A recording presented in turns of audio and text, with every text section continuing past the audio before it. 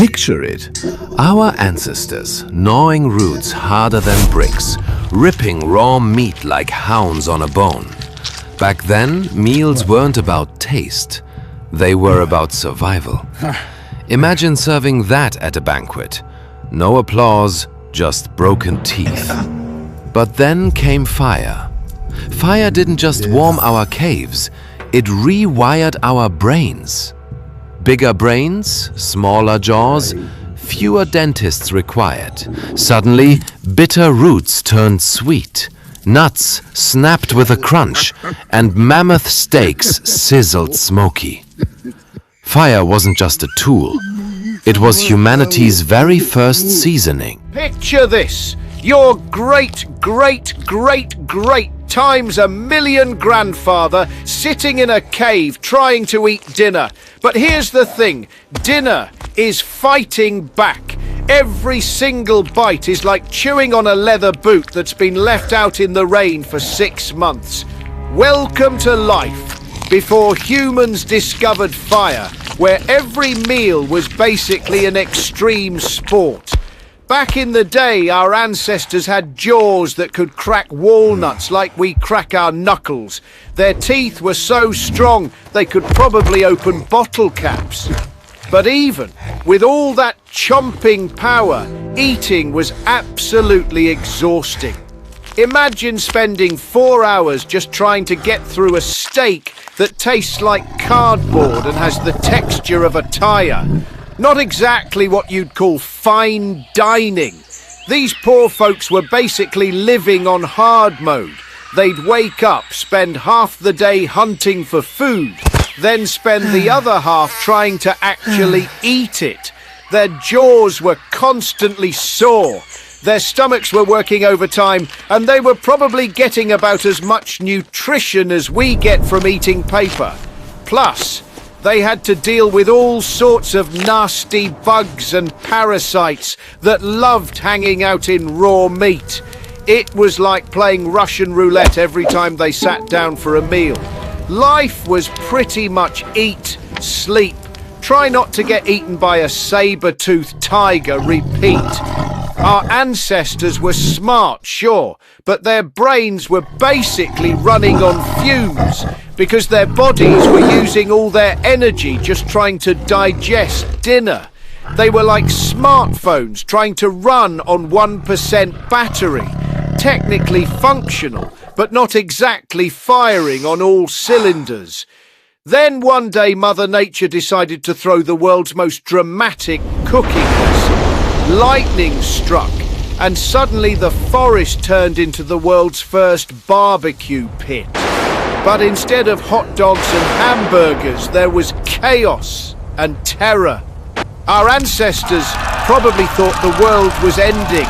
They scattered like ants when someone kicks over their hill, hearts pounding, probably wondering if they'd angered some ancient sky god. Fire was terrifying back then. It wasn't something you controlled with a lighter or a match. It was a wild, hungry beast that ate everything in its path. The early humans watched from a safe distance as their neighborhood went up in flames, probably thinking their property values just took a serious hit. But here's where it gets interesting. After the smoke cleared and the flames died down, something amazing happened. You know how curiosity killed the cat? Well, in this case, curiosity was about to revolutionize humanity. Our brave ancestors crept back to survey the damage, and that's when they caught a whiff of something incredible. There, in the middle of all the destruction, was an animal that had gotten caught in the blaze. But instead of looking like a disaster, it smelled absolutely amazing.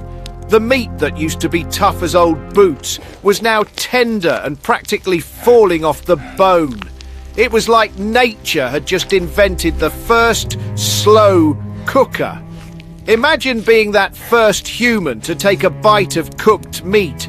Your whole life Food has been this brutal battle, and suddenly you're eating something that actually tastes good and doesn't require a jaw workout. It probably blew their minds. That caveman likely stood up, meat juice dripping down his chin, and shouted something that roughly translates to "Holy mammoth, this is delicious."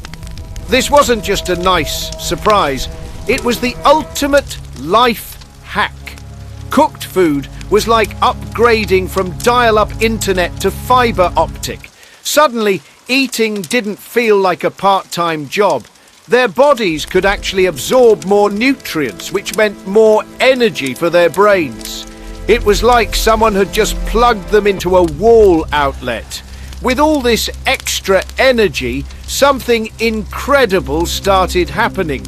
Their brains began growing like they were on some kind of prehistoric protein powder.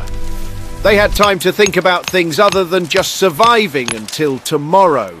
They started getting creative, developing tools, figuring out complex social dynamics. Their jaws got smaller because they didn't need industrial strength chompers anymore. Evolution basically said, you don't need those giant teeth anymore. Let's reallocate those resources to your brain. Fire became the ultimate social gathering spot. It was like the world's first community centre. People would sit around it for warmth, protection from things with big teeth and bad attitudes, and to share stories. It was the birth of culture, the beginning of everything we recognise as human civilization.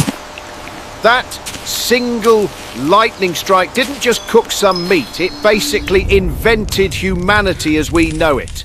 It transformed our ancestors from creatures who spent all day just trying to survive into beings who could think, create, and dream. They went from being just another animal to becoming the species that would eventually invent pizza, which is arguably the greatest achievement in human history. All because one day, completely by accident, someone discovered that mammoth really does taste better when it's hot. Sometimes the most important discoveries happen when you least expect them.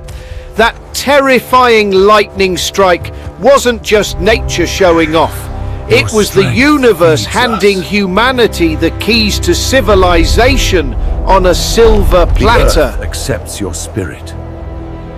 Thank you. Stay curious, stay adventurous, and I challenge you to find your own hidden treasures. All right, my friends, I'll stop here for today, but don't go too far. We'll meet again in the next episode. Before you go, I have a little challenge for you. In today's story, I mentioned the phrase Russian roulette, remember? Can you tell me what we usually mean? Put your answers down in the comments. Don't forget to like the video and subscribe. Stay with me, Henry.